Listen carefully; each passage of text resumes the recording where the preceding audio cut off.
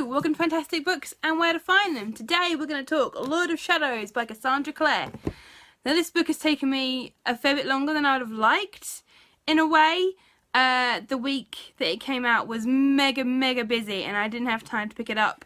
I was planning to listen to a lot of it on the audiobook, but that was delayed. So it did take me a little bit longer. I did get the audiobook in the end as well as the actual book. And James Masters reading it is amazing. I highly recommend that if you haven't already listened to it. Him doing the pisky voices is the funniest thing I think I've ever heard. Now there's not a lot I can go into without being full of spoilers. Now there are 10 books before this one and I do recommend that you read all 10. I do have a link in the description to my preferred reading order for me personally and the best way I find to read them. Everyone is different, but that's how I found it. And yeah, it is. I do recommend you go read them all before reading this one. So I will tell you, I gave it a 4 out of 5 stars. I don't know if this was a bit harsh in a way. I mean, I'm suffering a massive book hangover at the moment, and I did start to try and write this review like an hour maybe after I finished the book, and I think that was a bad idea, and that's also when I gave it my 4 out of 5 star rating. I will talk in more detail maybe about things that led me to give it that rating perhaps. I mean, I find it a little bit slow in a way and that I didn't think much was happening, but then afterwards I thought back on it and actually I'd maybe give it a 4.5 stars. I don't think it's worthy of like 5 stars, but it's definitely better than Lady Midnight, which I still enjoyed. I just enjoyed this one a lot more, and yeah, that's all I can really say without going into spoilers, I'm afraid. So if you haven't read it or any other books, I'd get reading now, I'm afraid. You've got 2 years till the next book comes out in this series, so you'll probably be fine. Goodbye! Where the hell do I start? Like, literally, I did try and make this a structured review, and I wrote a script and everything, and, like, literally is, like, so long. And I'll always show you guys my note pages, and literally, like, I just gave up in the end because there's no way I can really write this down. I've got a few quotes written down in here, which I probably refer to so often, just because who can remember quotes like that? But, I mean, yeah. So I found this book really funny in the right places, and it was so full of sexual tension and angst, as well as being funny when it needed to and serious when it needed to, which it's perfect. I mean, not that it's perfect as a book, but it was perfect for me. I loved it. There were things that, I mean, I said before, the plot I found was a little slow for me, but then on reflection, a lot more happened than I thought it did.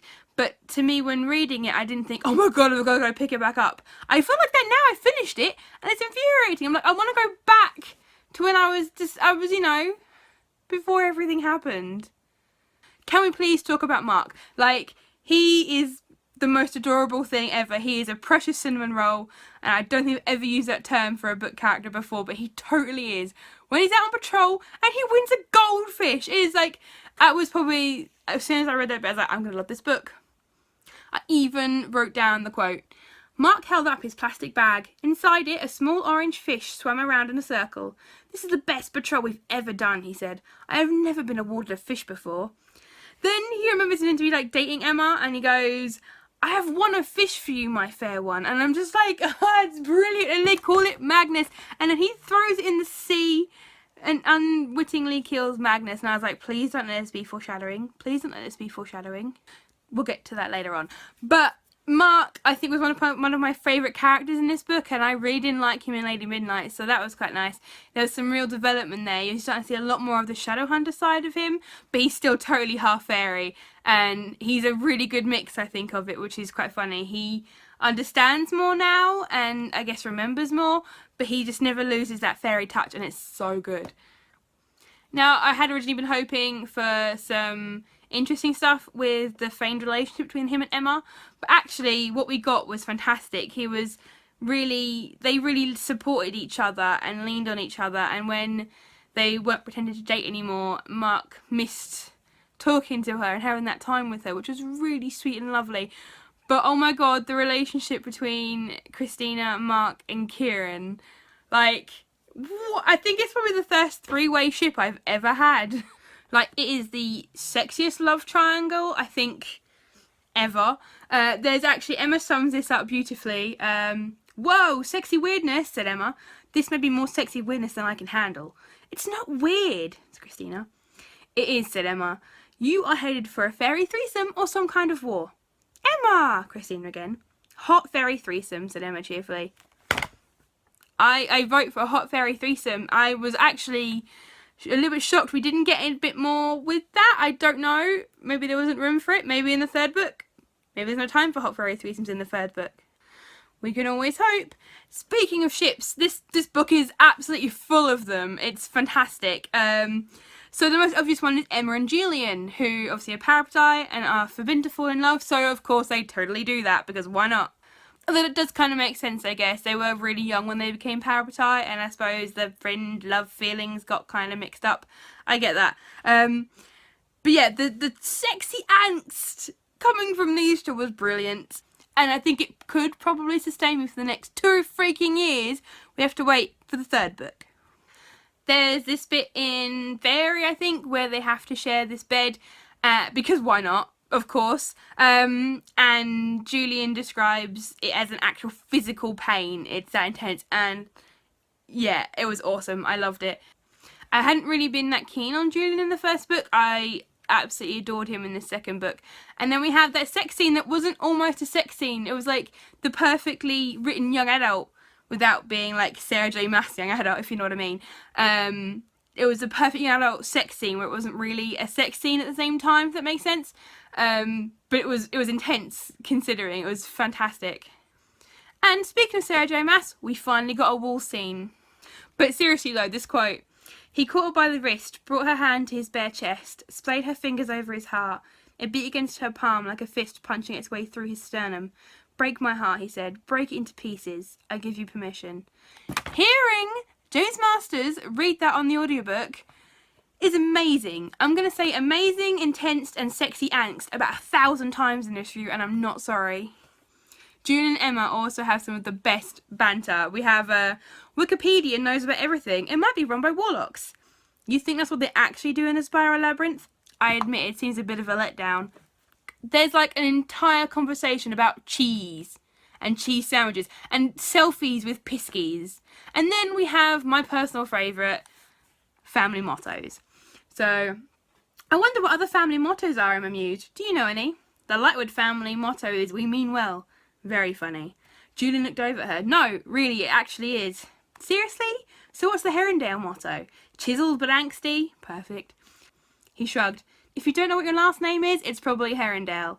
Emma burst out laughing. What about Carstairs? She asked, tapping Cortana. We have a sword.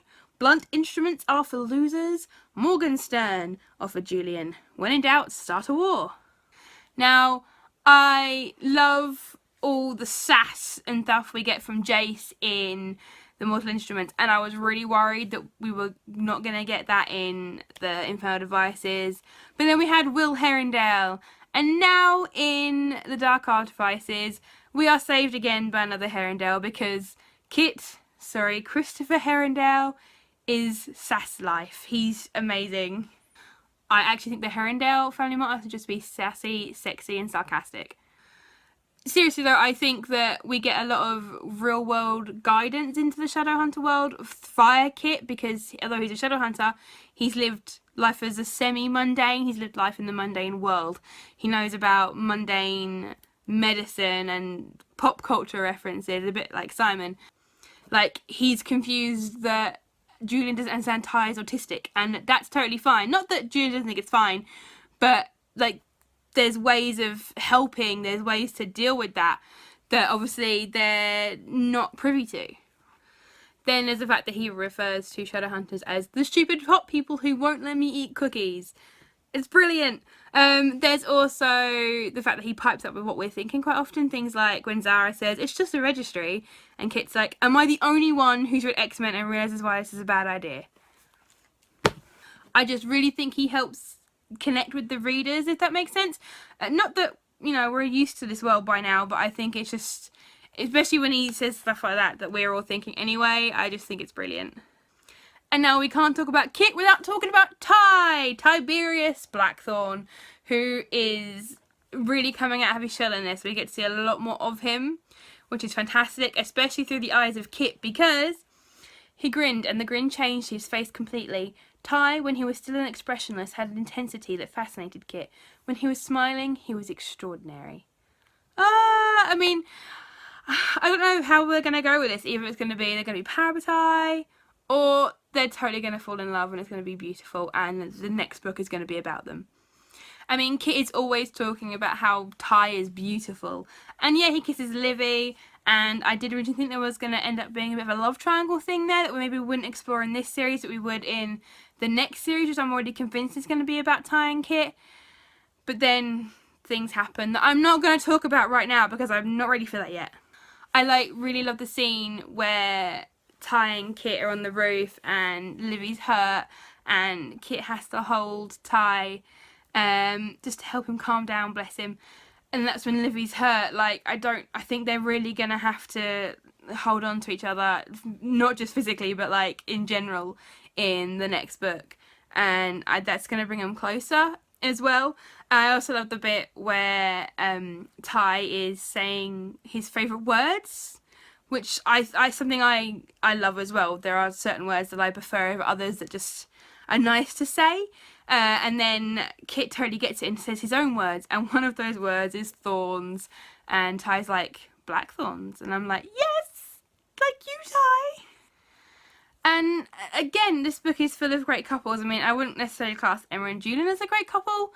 I mean, they're good together, but I'm not even going to go there. But then we have Diana and Gwyn, and these guys, I mean, obviously we had the scene where Gwyn's kind of a bit hello to Diana at the Institute, and I was like, oh, that's a bit random. I imagined Gwyn being very inhuman, which I guess isn't a far shot, seeing as he's not human. But then he turns up at Diana's window, and she's in her silky red pajamas, which is fantastic, and they just go on a date to a blighted forest, which is actually kind of cool. And then we have Diana's backstory, which she tells to Gwyn, and it ties up a lot of loose edges, like things like why she won't take over the Institute, even though she would clearly love to and would clearly be amazing at it. We find out it's because she's transgender, and the Clave is so backwards with so many things. They've only, just really recently got used to Alec and Magnus, who are not only a Shadowhunter and a Downworlder, but they're also two guys. They're also gay, which I think everyone seems to be hopefully over now. Well, the gay bit, not the Downworlder bit. What a surprise. But it's a whole new avenue that we've not seen a side of in the Shadowhunter world. And it's so sad that she has to leave and become live as a mundane. She loses her sister, and then she lives as a mundane and transitions. But then her parents die before they get to really see her as she is. And thankfully she's managed to come back as a Shadowhunter now, but she's always stuck. She can never really tell her mundane friends about her life as a Shadowhunter, and then she can't tell her Shadowhunter friends about her life in general, really, I guess. I mean, and then we have Gwyn, who she's telling him about herself, about this backstory, and he's not said anything, and she's just so terrified that he's going to be disgusted or freaked out. And then he walks over to her, he gets on his knees, he takes her hand, he says, "You are the bravest woman I have ever met." And I was trying not to cry at work. Now, this fairy who's been labelled a criminal because of the cold peace is more accepting and caring and loving towards Diana as she is than her own people, than the Shadowhunters and the Clave. And it just blows me away.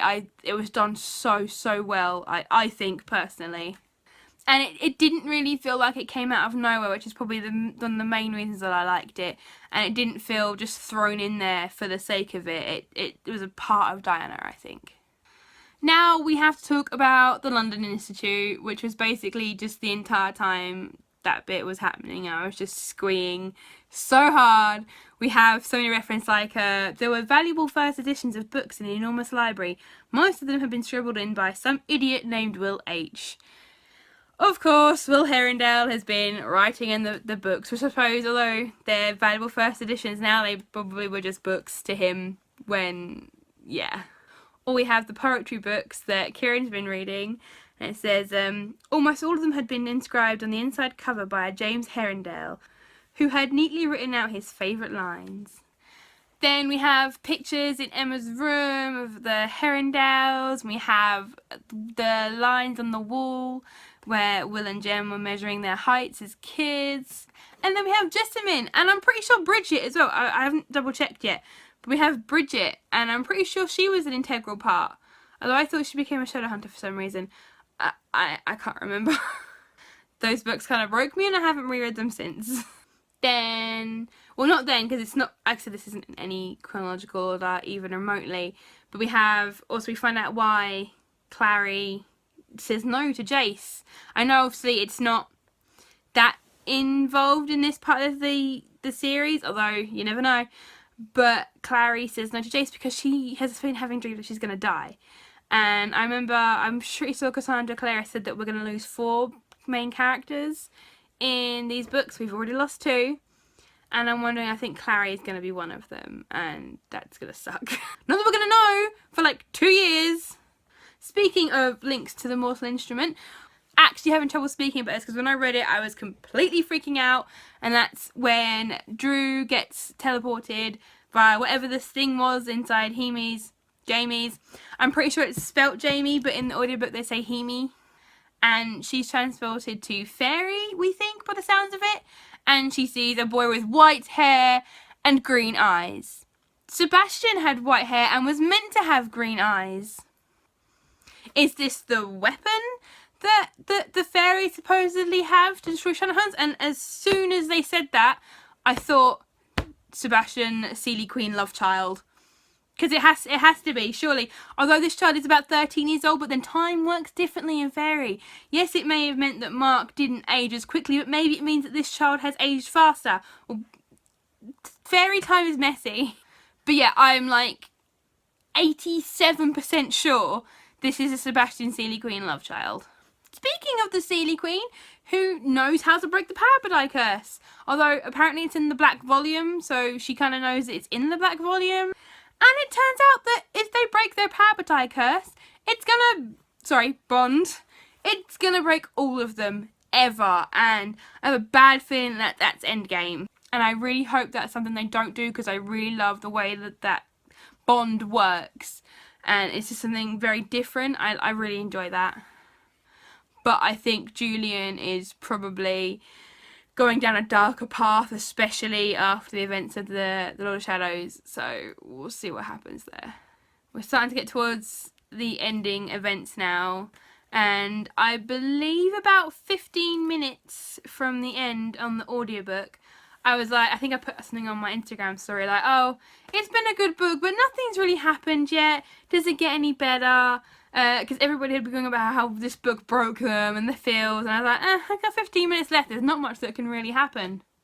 Biggest mistake ever. Assuming at the end of a Cassandra Clare book, everything was going to be fine.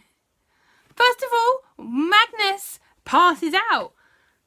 He's been not quite well for the entire book, and it didn't really worry me too much until maybe like when he couldn't make the portal. I was like, he seems to be run down like really quick, considering that stuff he used to do before. This is really running out of energy really quickly. And then he passes out, and I was like, oh god, they're gonna kill Magnus Bane. And I was like, no, he's got his own book series coming out. And I was like, they can write that in the past. He's been alive a long time. There's a lot of stuff you can do with that. So I was freaking out about that. And then everything goes to hell. So Robert Lightwood is killed. Alec is looking after Magnus, and Robert Lightwood is killed. And normally I don't think I'd care that much about him, but we have that scene where Emma and Jules go into the... Oh my god, I've just realised. Sorry. Emma and Jules go into Robert Lightwood's office, and there's that mural on the wall of the battle from the Dark War, and the main focus of it is Alec, and it's beautiful. And I've just realised that Robert and obviously Magnus, I guess, was the only one who knew about the Emma Julian bad Parabadai stuff. Sort of. He was going to put Emma into exile, like, amicably. And now, oh god. And yeah, so also Cortana's broken the mortal sword. Like, it was pretty badass. her managing to kill one of the 7. And it wasn't until she broke the mortal sword I remembered that Cortana absorbs the power of things it breaks. It's like it stabbed the Black Book. That seems relevant. Then one of these like ridiculously ancient fairies. And now the mortal flipping sword. Like Cortana's going to be immense. Like, are the Clave going to want to take that back? I mean, not that it's theirs in the first place, I guess. But they don't have the mortal sword anymore. So, I mean, they don't trust anyone anywhere, I guess. But still. Is Cortana going to have, like, magical truth-telling powers now? I'm getting louder and more high-pitched because the next thing that happens after that is Livy. Now, Robert's death did, you know, it made me sad. But that was more for Alec, really, who Magnus is unconscious, his boyfriend's unconscious, and his dad is dead. He comes back and his dad's dead, and it's horrible. But I know the moment Livy stepped on that dice, and even knowing that that was going to happen, I don't think helped, even if it was for a few seconds. Just, I think it made it worse. And they repeat those lines, the Julian, carry me. I'm done. Hell broke loose, and I've missed so much stuff in this review book talk thing, but that broke me. She's a child, and Max, I was a bit upset about obviously losing Max, but Livy was such a character, and like literally, that was the last thing I wrote in my notes, and the worst thing is now that I want to reread it, but I can't reread it because I know that happens at the end and it will taint the book. And although I know it doesn't make it a bad book, it makes it a really good book to have this kind of reaction, but now I need more. And I can't believe, I didn't realise we had to wait 2 years, which I've mentioned a couple of times. You may have realised we have to wait 2 more years for this next book to find out, like, all this bad shit has happened. Everything is buggered. And that's it for 2 years. What's the last line? Oh god, I just looked in the complete wrong part of the book. I have the Waterstones edition, and there's a secret chapter in the book. Oh, I didn't realise. I listened to the end of the audiobook, and I didn't read the end of the book per se. I'll just be a minute. Okay, so I managed to try to not read that entire deleted scene chapter. I have a feeling that it might be in the audiobook. I read some of it and it did seem really familiar, and I'm not going to try and read it now because I think it's recording done. I did completely forget, however, that Annabelle, the Seelie King appeared and took Annabelle and the Black Book away. So that's not good too. And then I read basically the last paragraph and a bit, which is... And there in front of her was Julian, his ears and eyes closed to anything but Livy, her body cradled against his. She seemed a drift of fragile ash or snow, something impermanent that had blown into his arms accidentally, the petal of a fairy flower, the white feather of an angel's wing, the dream of a little girl, the memory of a sister reaching up her arms. Julian, carry me! But the soul, the spirit that had made her Livy was no longer there. It was something that had gone away to a far and untouchable place. Even as Julian ran his hands over her hair again and again, and begged her to wake up and look at him just one more time. High above the council hall, the golden clock began to chime the hour.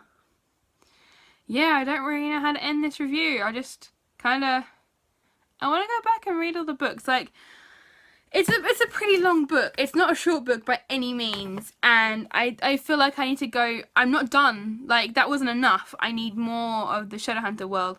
Even if it's not Dark Artifices, I just need more. But I've read everything. I'm up to date with the TV show now, which if you haven't watched, you need to go watch because it's actually pretty good. Don't expect it to be like the books, but it's similar enough and there's enough Easter eggs and throwbacks in there that it's actually quite enjoyable. So yeah, I guess this is probably going to be my evening. I'm just going to sit and read all of the Mortal Instruments books and then all of the... Maybe I won't read the Infernal Devices books. I think Cassandra Clare is like, you're going to be forever sad. And then when the books come out, you're going to be ridiculously excited. And you're going to read the whole thing and you're going to be sad again. Like, they're like drugs, like book drugs. I mean, I know books are basically drugs anyway. But, like, I forgot how much this hurt.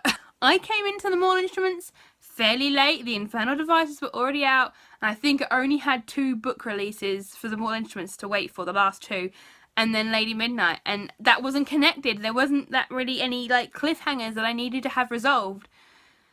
This is horrible! And this is like my worst book hangover. This is even worse than Aqua. Aqua wasn't this bad. Like, I'm gonna go read City of Bones and colour my Mortal Instrument colouring book and watch the TV show. I think I need to be alone for a bit. Thank you guys all for watching. If you like this video, or if you need to be part of the Cassandra Clare Hurt Me support group, give this video a thumbs up and let me know how you're getting on.